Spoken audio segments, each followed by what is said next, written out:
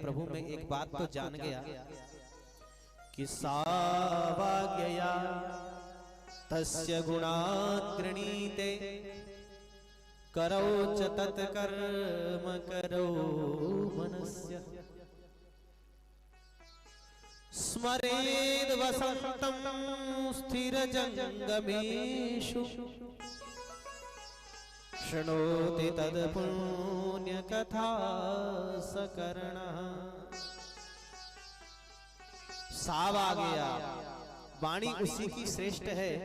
तस्य गुणान गृणीते, जो उन परमात्मा के गुणानुवादों को गाती रहती है, उन्हीं की वाणी श्रेष्ठ है। हाथ उन्हीं के श्रेष्ठ हैं जो उनके प्रति कर्म करते हैं, उनकी सेवा में समर्पित होते हैं।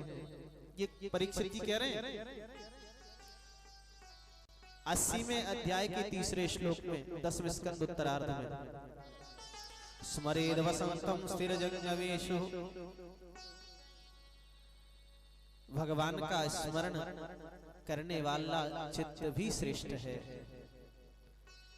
शृणोति तत्पुण्य कथा सकर्णः, कान उन्हीं के श्रेष्ठ हो सकते हैं गुरुजी जो भगवान की कथा सुनते हैं। सकर्णः, कान उन्हीं के श्रेष्ठ हैं जो संसार की व्यर्थ की वार्ताओं को श्रवण करते हैं। वो कान कैसे श्रेष्ठ हो सकते हैं?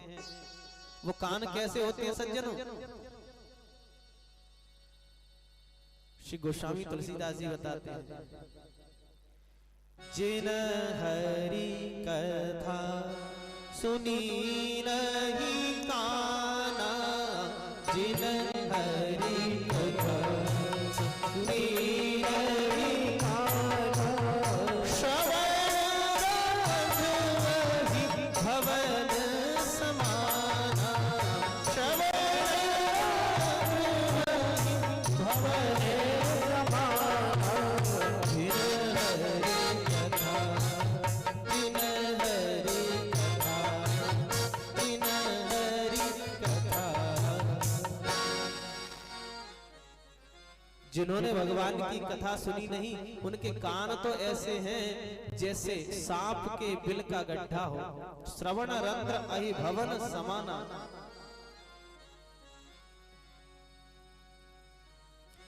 जीह सुदादुर जीह समाना है।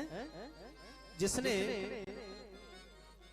अपनी जिह्वा से भगवान का गान नहीं किया, वो तो मेंढक की जीभ के समान है।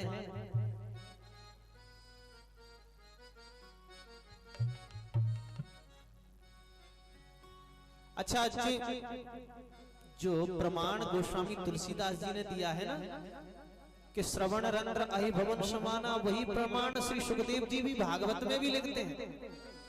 बिलेबतोरुक्रम विक्रमाने नसृणवतः कर्णपुटे नरस्यः, जिह्वा सती दार्दुरे केव सूत नचोपगायत्युरुगाय गाथा। यानी भागवत के श्लोकों से लगभग 90% रामचरितमानस मैच करती है। इसका तात्पर्य यह है कि श्री गोस्वामी तुलसीदास जी बहुत बड़े विद्वान थे। रामायण के साथ साथ भागवत के भी बहुत बड़े विद्वान रहे होंगे। समस्त पुराणों की उनको जानकारी होगी। बहुत सोच विचार के उन्होंने लिखा है। धन्य है वो जीव जो भगवान की सेवा में समर्पित रहते हैं।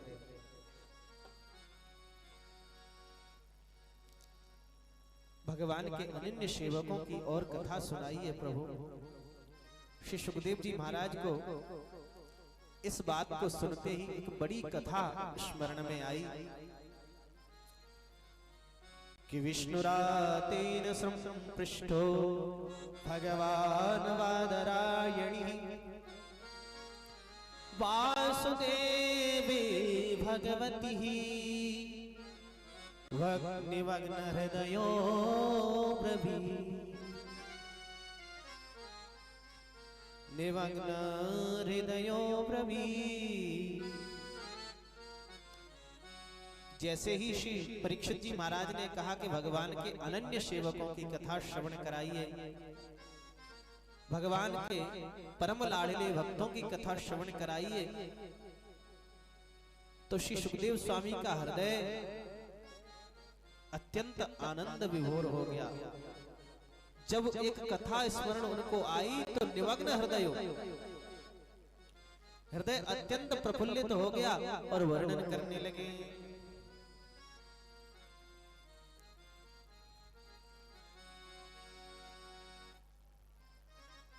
कृष्णस्यासीत् सखा कश्चित् ब्राह्मणो ब्रह्मवित्तमः विरक्तः इंद्रियार्थेषु प्रशांतात्मा जितेन्द्रियः। राजन, भगवान के कोई सखा थे, कृष्णस्यासीत् सखा कश्चित्, कोई सखा थे भगवान के,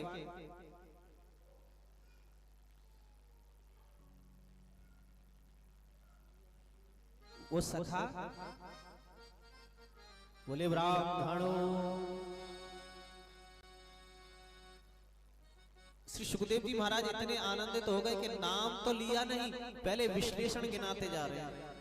बोले सखा कौन से थे? बोले ब्राह्मणों। पहला विश्लेषण बोले ब्राह्मण थे।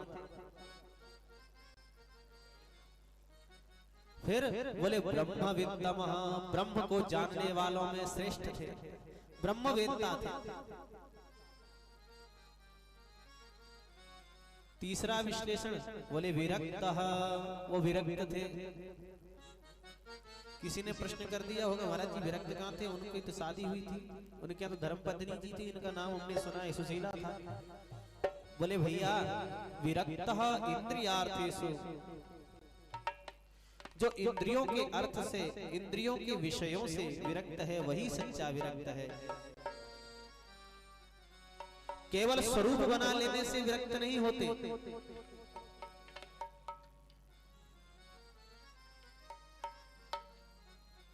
केवल स्वरूप बना करके, स्वरूप परिवर्तित करके, घर गृहस्थी को छोड़ करके, परिवार को छोड़ करके जंगल में पहुंच गए और तो वहां चेला चेली इकट्ठे कर लिए, वहां अलग से धन दौलत इकट्ठे कर लिए।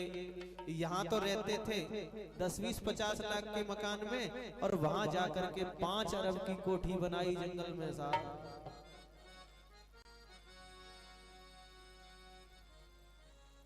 आज भी ऐसी ही स्थिति है।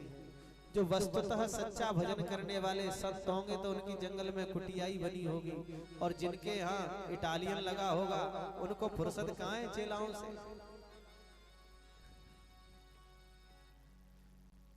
न रात में सोने देते हैं, न दिन में जगने देते हैं। दिन में जगने का मतलब क्या है? दिन में जगना भगवान का भजन करना है, नहीं तो सो तो रहे ही 24 घंटे उसी व्यवस्था में। घर गृहस्थी में लगे तब नोन तेल लकड़ी के चक्कर में, और जंगल में पहुंच गए तो नोन तेल लकड़ी के चक्कर में। अरे भाई लाओ 5-50 ट्रैक्टर मंगवाओ लकड़ी के, भाई 2-5 गाड़ियां घी की मंगवाओ, यहाँ चेला सेवक आते हैं, भंडारा वगैरह बनेगा। यही व्यवस्था लगी है रात में। तो बोले विरक्तः इंद्रियार्थेषु, इंद्रियों के अर्थ से पूर्ण रूप से विरक्त है। इतने में ही मन नहीं भरा, बोले प्रशांत आत्मा, जिनकी आत्मा सदा सर्वदा प्रसन्न रहती है। और बोले जितेंद्रियः, बोले भक्तवत्सल भगवान की जय। वो जितेंद्रिय है।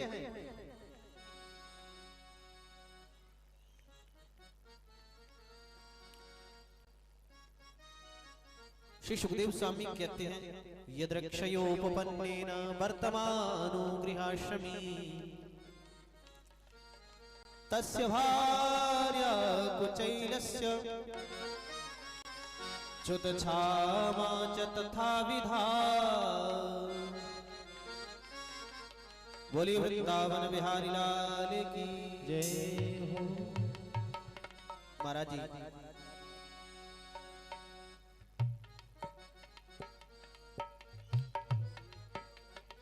जो कुछ मिल जाता है प्रभु की कृपा से। बड़े भारी विद्वान हैं, गरीबी जरूर है, लेकिन सुदामा जी उस गरीबी में भी प्रभु की कृपा मान करके सहजता से रहते हैं, सरलता से रहते हैं। बड़ी सहजता से और सरलता से श्री सुदामा जी महाराज रहते हैं।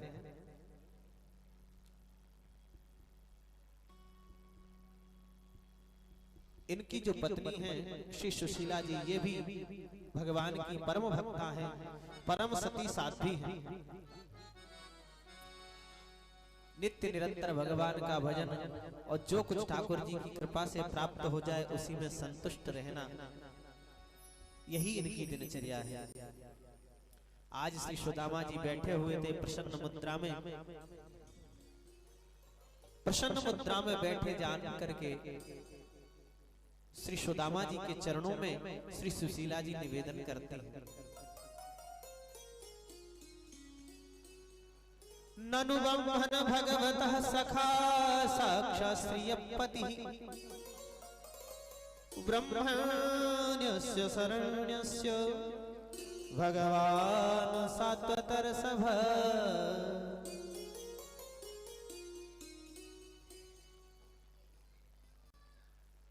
सखा साक्षात श्रीपति ही, मैंने ऐसा सुना है कि साक्षात श्रीपति भगवान द्वारकाधीश श्री कृष्ण आपके परम मित्र हैं। श्री सुखदेव जी कहते हैं, राजराजेश्वर परीक्षित इस बात को कहने पर श्री सुदामा जी बोले, प्रिय वो परम मित्र ही नहीं, मेरे बाल सखा हैं। हम साथ पढ़े हुए हैं। श्री गुरु जी के यहाँ, गुरुदेव शांतिपनी जी के यहाँ हम एक साथ पढ़े हैं।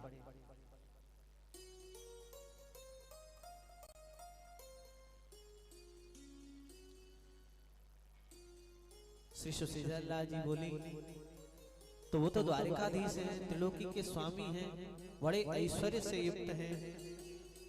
आप उनके पास एक बार चले जाओ, शायद थोड़ा बहुत हमारे लिए कुछ दे देंगे तो हमारा भी जीवन सुखमय हो जाएगा।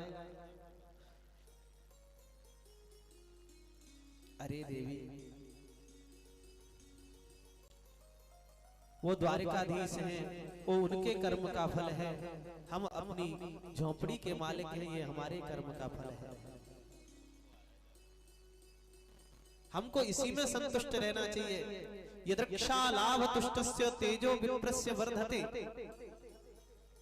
जो कुछ प्राप्त हो रहा है प्रभु की कृपा से, उसमें संतुष्ट रहने वाले का तेज बढ़ता है। करो हरि का भजन,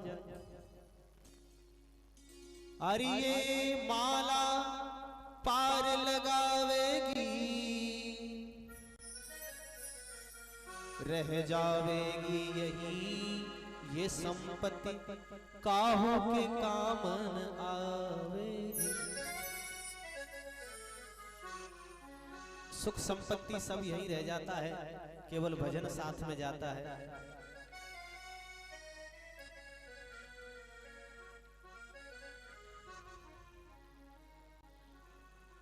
सुशीला जी ने कहा, मैंने ये थोड़ी कहा है कि उनसे आप धन मांग करके ले आओ, आप दर्शन करे आओ, वो तो कृपा वैसे ही कर देंगे, दर्शन मात्र से ही।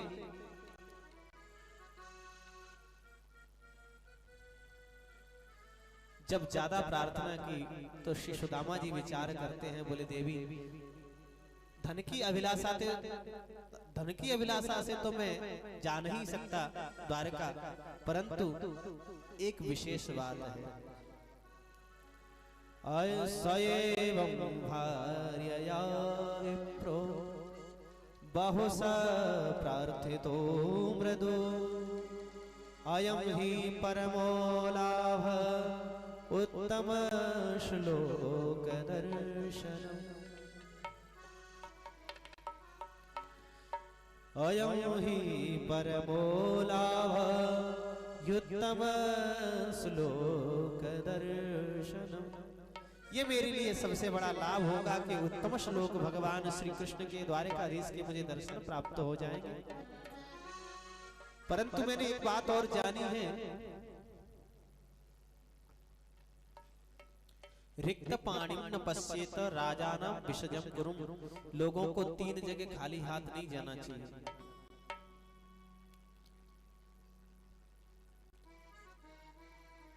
किसी अधिकारी के पास कोई काम कराने के लिए आप खाली हाथ जाओगे तो वो करने वाला नहीं है, बहाने लेगा। अभी सर्वर डाउन चल रहा है, अभी आचार संहिता लगी हुई है, ये सब बहाने हैं, ये पक्की बात है। अभी वो नेताजी जगह पर नहीं है, और जब उनको मोटी गड्डी दिखती है ना, तो सब बहाने धरे के धरे रह जाते हैं। सबसे पहले आपका काम होता है, डॉक्टर के पास जाओ, यदि उससे कहोगे कि खाली जेब है तो कौन सा तुम्हें दवाई देने वाला है, पानी का इंजेक्शन भले ही लगा दे। वहां भी बिना फीस के काम नहीं चलता। और तीसरा, गुरु, भगवान के दरबार में जाओ, गुरु जी के पास जाओ, संत महात्मा के पास जाओ, कुछ न कुछ भेंट दक्षिणा लेकर के जाते, खाली हाथ नहीं जाते। अब देवी हम जा रहे हैं, द्वारकाधीश हैं, राजाओं के महाराजा हैं, बड़े बड़े राजा जिनके चरणों में अपने मुकुटों को स्थापित करते हैं, ऐसे महाराजा धीराज के पास कुछ भेंट ले जाने के लिए सामग्री तो होनी चाहिए। हमारे पास तो कुछ है ही नहीं। बोले आप इसकी चिंता मत करो,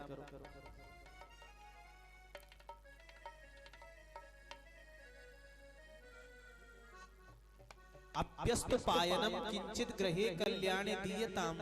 हे कल्याणी, घर में कुछ ऐसी वस्तु हो जो हम भेंट कर सकें तो हमें दे दो, तो हम चले जाएं। तो याचित्वा चतुरो मुष्टिं विप्रान् पृथुकतण्डुला चैलखण्डेन तान् वध्वा भरत्रे प्रादादुपायनम्।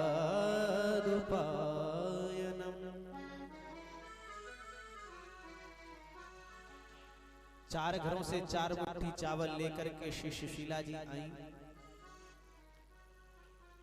पृथुकतण्डुला, आप 4 जगह से चावल इकट्ठा करो, कितने भी एक ही दुकान से आए हो भले, पर थोड़ा बहुत अंतर उनमें हो ही जाता है। पृथुकतण्डुला,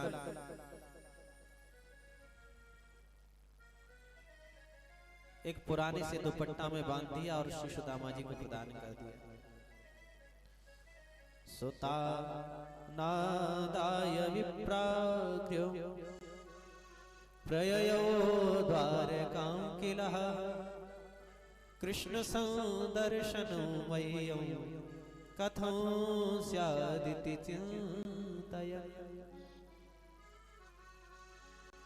मन में यही विचार है, यही अभिलाषा है, क्या भगवान श्री कृष्ण मुझे दर्शन देंगे?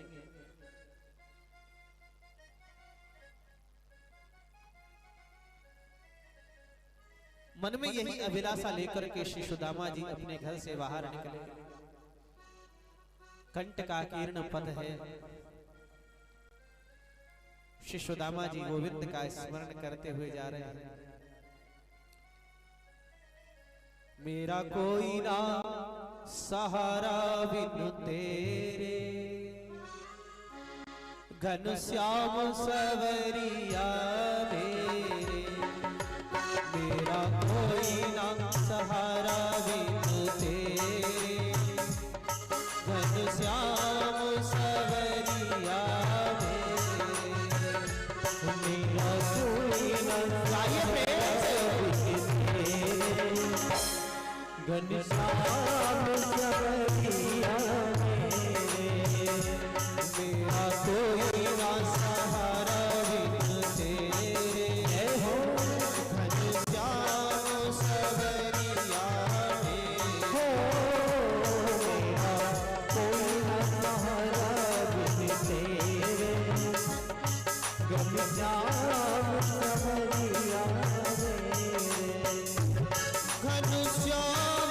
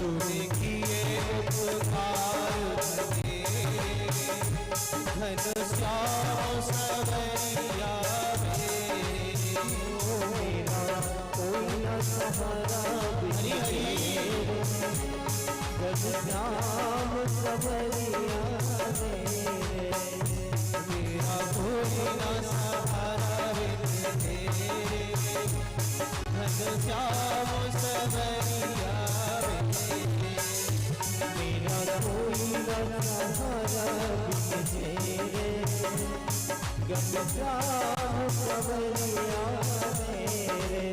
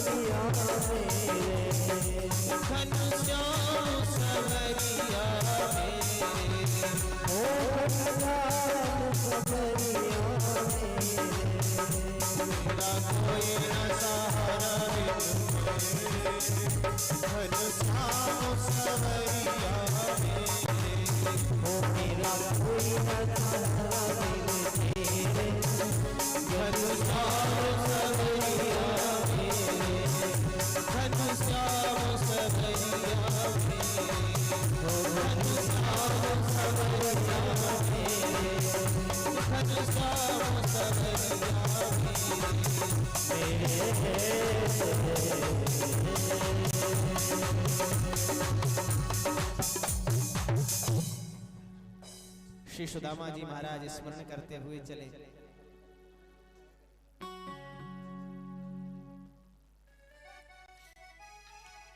एक विशाल नदी को देखा, प्रवाह बड़ा तेज है, कोई नाविक और नौका नहीं थी। भगवान का स्मरण किया, स्वयं भगवान ही केवट बन करके आए हैं।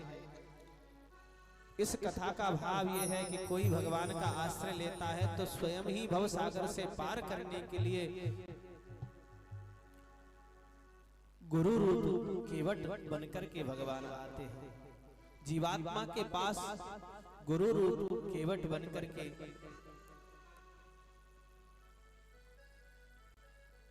ज्ञान रूपी नौका लेकर के भगवान आते हैं और उस जीवात्मा को पार करके ले जाते हैं। नदी तो पार करा दी भगवान ने, सुदामा जी ने देखा वृक्ष की छाया। प्रभु हमारी सामर्थ्य नहीं है आप तक आने की, हम तो यहीं सो रहे हैं, आपकी इच्छा हो तो बुला लेना। बोलिए भक्त वत्सल भगवान की। द्वारकाधीश ने अपनी योग शक्ति को प्रेरित किया। योग माया ने जाकर के सोते हुए सुदामा जी का दर्शन किया। बड़ा अद्भुत स्वरूप है। रोम रोम से श्री कृष्ण शरणम मम, श्री कृष्ण शरणम मम ध्वनि प्रस्फुटित हो रही है। योग शक्ति ने प्रणाम किया, अंतर्हित करके द्वारका के उद्यान में छोड़ दिया। यहाँ भी हो रही है द्वारकाधीश की जय, द्वारकाधीश की जय। निद्रा भंग हुई, बोले मैं कहाँ आए गए। जैसे ही देखा बड़े बड़े विशाल स्वर्ण मंडित भवन बने हुए हैं, नीलमणि, वैदूर्य मणि, स्फटिक मणि सब लगी हुई हैं। विशाल भवनों का दर्शन किया। किसी से पूछ लिया होगा भैया ये कौन सा नगर है, बोलिए द्वारकापुरी है। नेत्र सजल हो गए, हृदय प्रफुल्लित हो गया। वाह द्वारकाधीश कितने कितने करुणा निधान हो, बड़े दयालु हो। मैं सोया था जंगल में, बुला लिया द्वारका में। कितनी बड़ी कृपा है आपकी, अब दर्शन और दे दो। द्वार पर पहुंच गए और द्वार पर जाकर के द्वारपालों से निवेदन किया, भैया हमारी एक सूचना आप द्वारकाधीश श्री कृष्ण तक पहुंचा दो।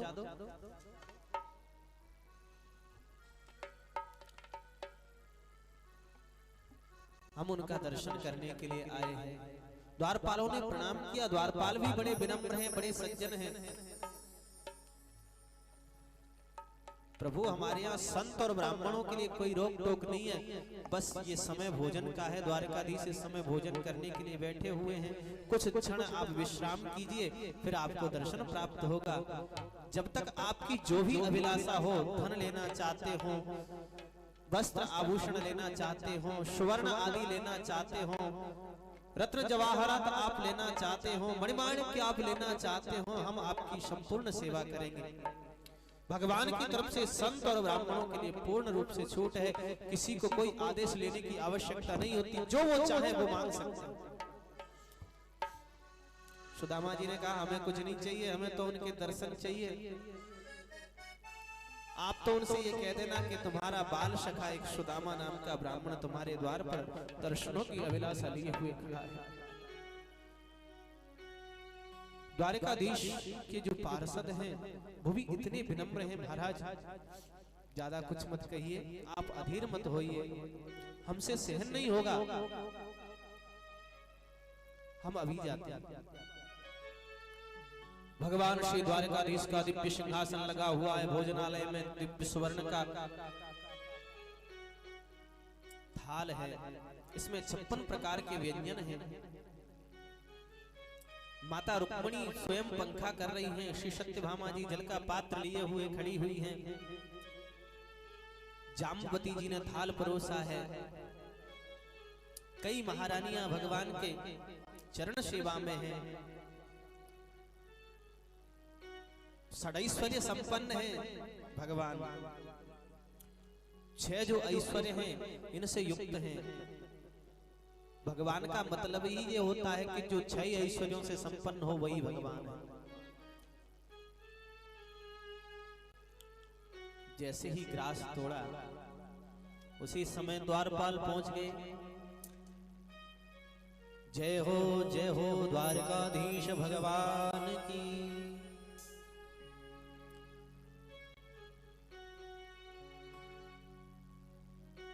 भगवान द्वारकाधीश बोले, हे द्वारपालो, क्या बात है, आपका आगमन। बोले प्रभु क्षमा करें, हमें आना तो नहीं था, परंतु ऐसी स्थिति उत्पन्न हुई, कोई निष्किंचन गरीब ब्राह्मण आपका दर्शन प्राप्त करने के लिए द्वार पर खड़ा हुआ है। द्वारकाधीश भगवान श्री कृष्ण कहते हैं, भैया द्वारपालो, संत और ब्राह्मणों को दर्शन का प्रतिबंध कब से लगने लगा हमारी द्वारका में? उनको लाए क्यों नहीं साथ में? बोले क्षमा प्रभु क्षमा, हम तो ले ही आते, परंतु आपके भोजन का समय था, इस कारण से द्वार पर प्रतीक्षा के लिए छोड़ करके आए। बोले अब छोड़ करके ही आए हो तो जरा बता ही दो वो ब्राह्मण कौन है, उसका परिचय दो। बोले महाराज जी सब कुछ पूछो पर परिचय मत पूछो। बोले क्यों? बोले परिचय देने में हमारी वाणी असमर्थ है। किसी सपगा न झगा तन पे, नहीं जान को आए बसो के गाँव। धोती फटी सिलटी दुपटी, और पाय उपान को नहीं छाँव। एक वस्त्र भी शाबत नहीं है उसके शरीर पर, एक फटी सी धोती पहने हुए। कि द्वार खड़ो दुज दुर्बल एक, रहो चकिसो वसुधा अभिरा। एक बड़ा कृषकाय ब्राह्मण जिसकी एक एक हड्डी चमक रही है, परंतु इस ब्राह्मण में से बड़ा तेज झलक रहा है। सिर्फ इसकी जिह्वा के अग्रभाग पर आपका नाम विराजमान है। हमने बहुत कहा महाराज कुछ ले लो, परंतु केवल आपके दर्शनों की अभिलाषा लिए हुए वो ब्राह्मण खड़ा हुआ।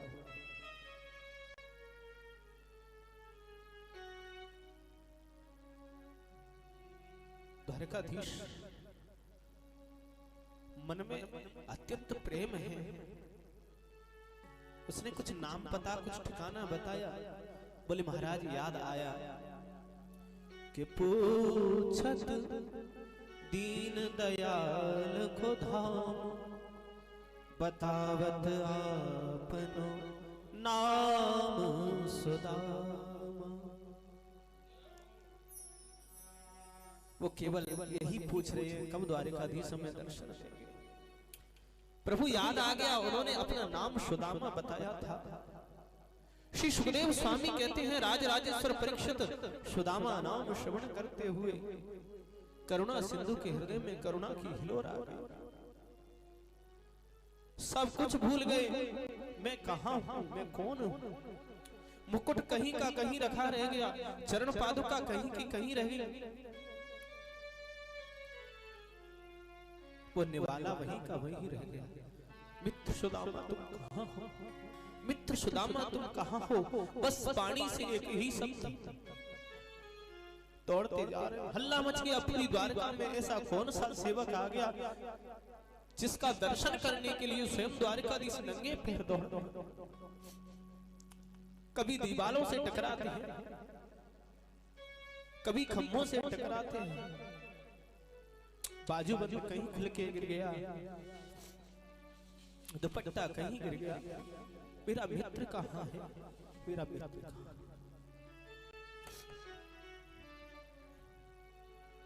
द्वार पर खड़े सुदामा जी विचार करते हैं,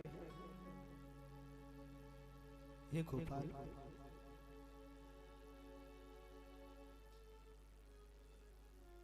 हम तो साधारण से जीव हैं, न ज्ञान का अवलंब है, न भक्ति में प्रवृत्ति है। क्या हम जैसे साधारण जीवात्माओं का आपका दर्शन प्राप्त होगा?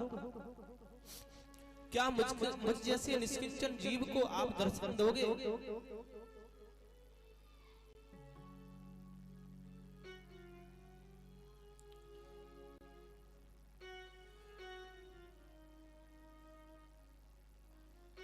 श्री सुदामा जी के मन में बड़ा भाव है, बड़ा प्रेम है कि पहले कुछ प्रेम बढ़ा करके फिर हाय वियोग दिखाया है क्यों। चरणामृत स्वाद चखा करके विष का फिर प्याला पिलाया है क्यों। बस एक ही बार हंसा करके गोविंद इस भांति सदैव रुलाया है क्यों। जब मन में हे कन्हैया, जब मन में तुम मोह नहीं रखते, जब मन में तुम मोह नहीं रखते, तो मन मोहन नाम धराया है क्यों। जब आपने मनमोहन नाम अपना रखा है तो दर्शन तो दे दीजिए। कि असरण शरण सुनी जब ते तब ते मन में कछु ऐसी बसी है। तेरो कहा ये के जाऊं कहां, प्यारे तेरे ही नाम की फेंट कसी है। कि तेरो ही आसरो एक मलूक, तेरो जैसो न दूजो रोसी है, ये हो मुरारे पुकार कहूँ प्यारे, मेरी हंसी नाही तेरी हंसी है। हे गोविंद, हम आज आपके द्वार पर आए हैं। यदि आज हम तुम्हारे दर्शन के बिना लौट गए तो संसार हम पर क्या हंसेगा, तुम पर ही हंसेगा। कि सब द्वारन को छाड़ के मैं आयो धीरे द्वार, अहो नंद के लाडले निक मेरी ओर निहार। ये भावना श्री सुदामा जी के हृदय में प्रकट हो गई। मन में विचार कर रहे हैं, क्या आज द्वारकाधीश मुझसे मिलने आएंगे या मुझे अपने पास दर्शनों के लिए बुलाएंगे। परंतु सुदामा जी से भी अधिक करुणार्ध हो रहे हैं हमारे द्वारकाधीश। दौड़ते चले आ रहे, पहली दौड़ी पार करी, दूसरी पार करी, तीसरी पार करी, चौथी पार करी, पांचवी, पीछे बड़े बड़े जितने भी महारथी अतिरथी हैं सब दौड़ते आ रहे हैं। ऐसा क्या हो गया जिससे मिलने के लिए स्वयं द्वारकाधीश जा रहे हैं। दौड़ते दौड़ते आए, सातवीं दौड़ी पार करके द्वार पर जैसे ही सुदामा को देखा, तोड़ करके हृदय से लगा लिया। आज भक्त का भगवान से, जीव का ईश्वर से और कृष्ण का सुदामा से मिलन हो गया। बोलिए ब्रह्मण्य देव भगवान की। भगवान तो बस रोते जा रहे हैं, सुदामा इतने दिन तुम कहां तक रहे, ऐसी स्थिति आ गई तुम्हारी, मेरे पास क्यों नहीं आए।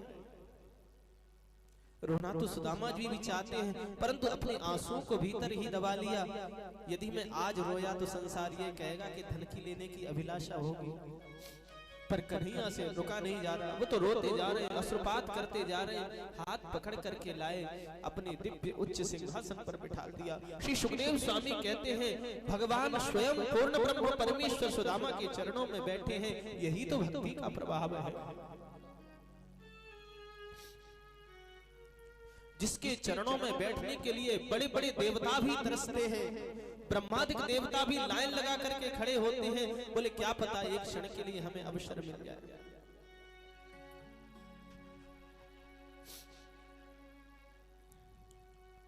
वही ब्रह्म श्री सुदामा के चरणों में है। श्री रुक्मिणी मैया सोचती हैं कि मनेन कृतम पुण्यम अवधूतेन भिक्षुणा श्रियाहीनेन धर्मज्ञः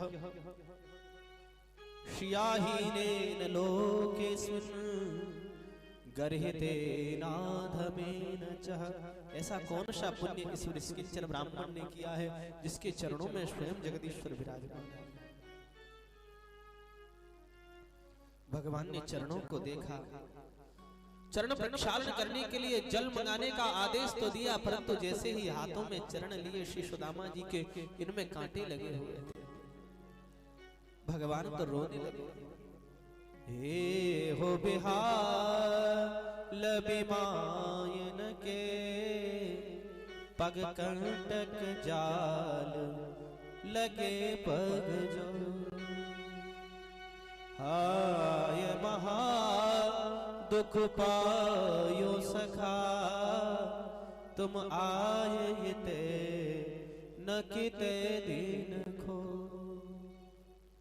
देख सुदामा की दीन दशा करुणा करके करुणा निधि रो।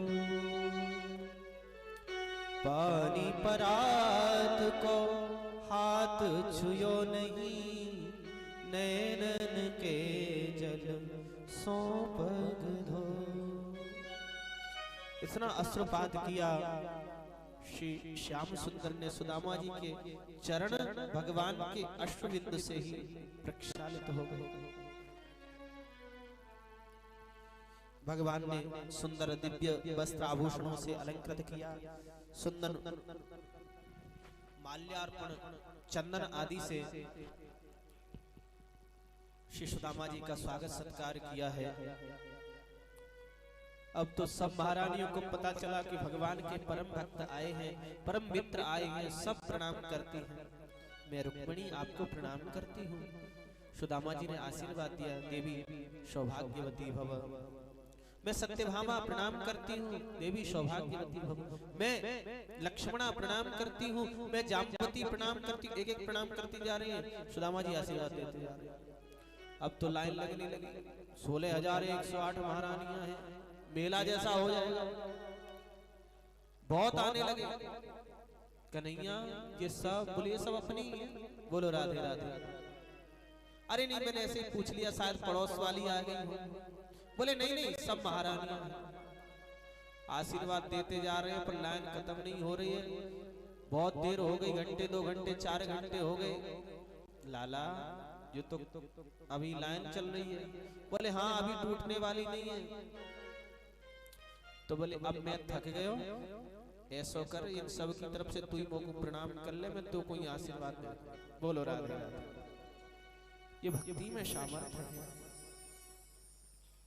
प्रबल प्रेम के पाले पड़कर प्रभु को नियम बदलते देखा।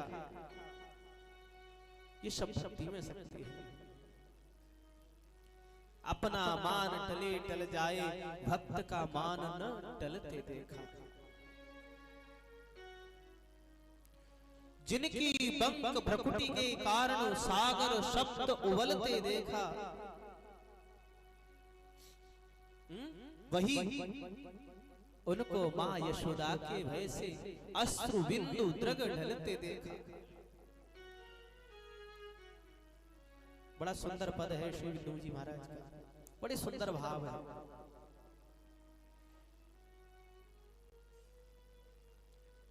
श्री सुदामा जी का सम्मान हुआ। लाला तुम्हें पुरानी बात सब याद है? बोले हमें पुरानी से कोई मतलब नहीं है, अब नई बात करो। अपि ब्रह्मन् गुरुकुला भवता लब्ध दक्षिणा समावृत्तेन धर्मज्ञः भार्योढ़ा सदृशी नवा। क्या आपका विवाह हुआ गुरु जी के यहाँ से आने के बाद? बोले हाँ, तुम्हारी भाभी को नाम है सुशीला। बोले तो बढ़िया है। हमारी भाभी जी ने हमारे लिए कुछ पुरस्कार तो भेजा होगा, कोई भेंट दक्षिणा, कुछ हमारे लिए प्रसादी फरसादी भेजी है कि नहीं? ऐसा हो ही नहीं सकता। तो भले ही ध्यान भूल जाओ, पर हमारी भाभी जी तो कैसे ही नहीं भूले। बोलिए वृंदावन बिहारी लाल की जय।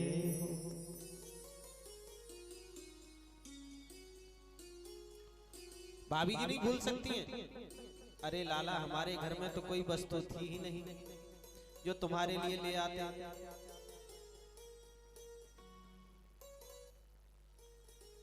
अब सुदामा जी संकोच में है कि भगवान की जो महारानियां सब यहाँ बैठी हुई हैं, अकेले में होते तो हम बता देते कि ये चावल भेजे।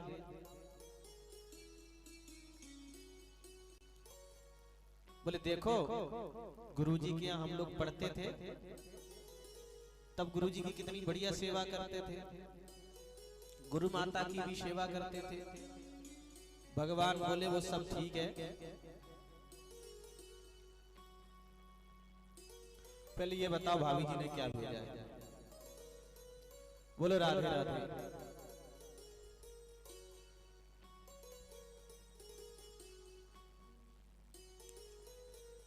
सुदामा जी कह रहे हैं, बोले भैया कुछ भी नहीं भेजा।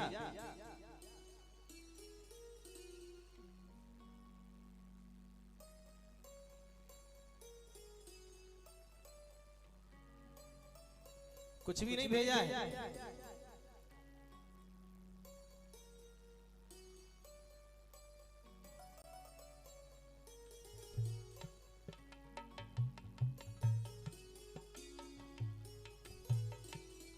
हम लोग गए थे जंगल में एक बार, बड़ी भारी हवा चली, पानी आया जोर से, ठंड में भीग रहे थे। भगवान फिर बोले इन पुरानी बातों से क्या मतलब है, हमें तो ये बताओ कि भाभी जी ने क्या भेजा है।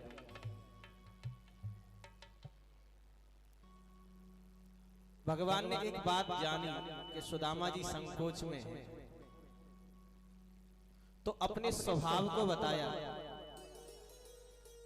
भगवान कहते हैं पत्रम पुष्पम फलम तोयम यो मे भक्त्या प्रयच्छति। मेरे लिए तो कोई भी भक्त पत्र पुष्प फल जल जो भी दे दे श्रद्धा से, मैं उसी में प्रसन्न रहता हूँ। तुम तो निसंकोच बता दो। सुदामा जी जब नहीं बताने लगे तो भगवान ने नजर डाली, बोले जी तुम्हारी बगल में कहा है?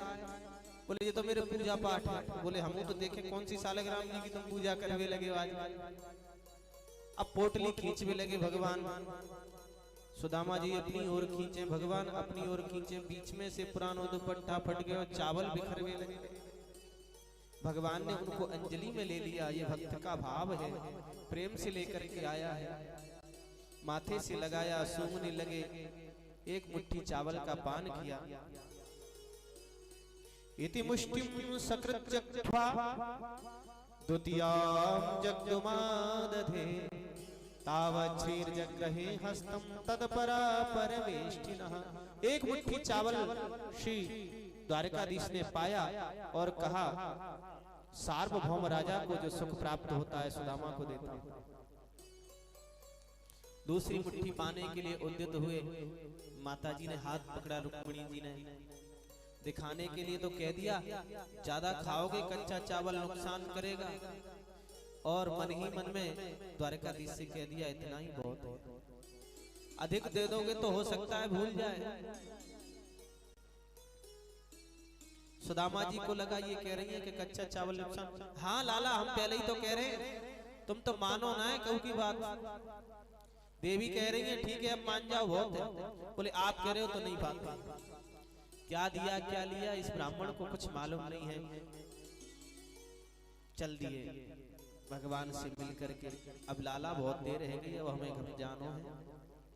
तुम्हारी भाभी भी बाट देख रही है, और कुछ दिन रुक जाते। बोले नहीं नहीं बस इतना ही बहुत है, हमें उस सुख की कामना नहीं है जो सुख आपके भजन में बाधा बने। चल दिए सुदामा जी। अब मन में थोड़ा सा विचार आया, बोले हम तो जैसे आए वैसे ही जा रहे हैं, अब इनको याद दिला दें। बड़े लोगों को कभी कभी भूल जाते हैं। बोले लाला अब हम जा रहे हैं। बोले हाँ ठीक है तो मैं भी चल रहा हूँ छोड़ने के लिए बाहर तक। बोले नहीं मैं इसलिए कह रहा था कि तुम्हारी भाभी जी से क्या कहनी है। बोले कहोगे का राम राम कह दे। बोले वो तो मैं अपनी तरफ से ही कह दे। तो बोले हमारी तरफ से कह देना। बोलो राधे राधे। ठीक है भैया तो अब हम चले। बोले हाँ। भगवान द्वारकाधीश बाहर तक आए, बगल में ऐसे हाथ दबाए के आ रहे। सुदामा जी तो सोच रहे हैं कि ये बहुत बड़े धनी हैं, जगत के पति हैं, कोई बहुमूल्य रत्न लेके आ रहे हैं, मुट्ठी में दवाई एक ही दे देंगे भाई से कल्याण है जाएगा हमारा। बाहर चले, चौराहे पर पहुंचे और चौराहे पर जाकर के खड़े हैं। बोले देख भैया जा तरफ मत जाइयो और जा तरफ मत जाइयो। सुदामा जी कहने लगे मैंने तेरो सीधो मार्ग भक्ति को पहले से ही दे रहा। धावन्य वील्यवा नेत्रे न स्खले न फते देह। जो भक्ति रूपी सीधे मार्ग पर चलता है वो चाहे दौड़ता हुआ चला जाए, न रुपटता है न फिसलता है। हमारे पास न ज्ञान का अवलंब है न वैराग्य की व्यवस्था है, हमारे पास तो केवल भक्ति है और हम चल रहे हैं। श्री सुदामा जी आगे मन में विचार कर रहे कि क्वा हम दरिद्र पापिया क्वा कृष्ण से निकेतन ब्रह्मबंधुरिति स्वाहं बाहुव्यां परिरंधितः। कहा मैं दरिद्र पापी साधारण जीवात्मा, कहाँ भगवान श्री कृष्ण, परंतु मिले तो बड़े भाव से मिले। हे विधाता ऐसी कृपा करना जन्म जन्मांतर तक उन्हीं का मुझे सानिध्य प्राप्त होता रहे। बोलिए भक्तवत्सल भगवान की। आगे सुंदर विशाल नगरी को देखा। बोले ये मैं कहाँ आ गया। तभी तक एक विशाल काय वाला मोटा सा द्वारपाल निकला। बोले पधारो महाराज। सुदामा जी तो डर गए एकदम से। बोले भैया हमने कुछ लिया नहीं है तुम्हारी नगरी में से। बोले हम तो बुलाए रहे हैं आप तो पधारो। बोले आए तो रहे हैं पर हमने कुछ लिया नहीं है। सुदामा जी डरते डरते द्वारपाल के पास पहुंचे। द्वारपाल कहने लगो पधारो। बोले भैया एक बात बताओ, ये नगरी कौन की है? बोले इसका नाम है सुदामापुरी। बोले यहाँ तो हमारी एक झोपड़ी थी। सुदामा मंदिर देखी डरे, यहाँ तो हती मेरी टूटी झोपड़िया। कंचन महल खड़े, यहाँ तो हतो मेरो तुलसी को बिरवा। चंदन पेड़ खड़े, यहाँ तो हमारी कुछ व्यवस्था थी कि यहाँ तो हती मेरी तपस्विनी ब्राह्मणी। परदासी दास खड़े, हमारी ब्राह्मणी कहाँ चली गई? ब्राह्मणी को खबर पर मिली कि सुदामा जी आए हैं। सुंदर सुवर्ण का थाल लेकर के आई, आरती का थाल सजा करके।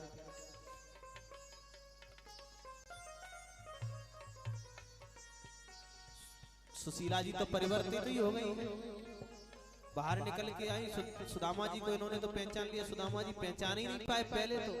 फिर जरा और देखा गौर से, बोले देवी ये सब? बोले ये सब उसकी कृपा है, वो जब भी देता है छप्पड़ फाड़ के देता है। ये छप्पड़ फाड़ने वाली भी कथा है, पर अब समय नहीं है। उसकी कृपा। सुदामा जी बोले तुम्हारे ऊपर तो बहुत बड़ी कृपा भाई, हमारे ऊपर भी नहीं हुई, हम तो ऐसे ही हैं। तुम ही संभालो इसको, हम तो जा रहे हैं। जैसे ही सुदामा जी चलने को उद्यत हुए, भगवान द्वारिकाधीश प्रकट हो गए। बोलिए भक्तवत्सल भगवान की। सुदामा जी मेरा प्रसाद मान करके ग्रहण करो, तुम्हारा सदा सर्वदा कल्याण रहेगा। वर्तमान में दक्षिण भारत में जो पोरबंदर नाम का शहर है वही सुदामापुरी है। वहां के लोग बड़े धनी हैं आज।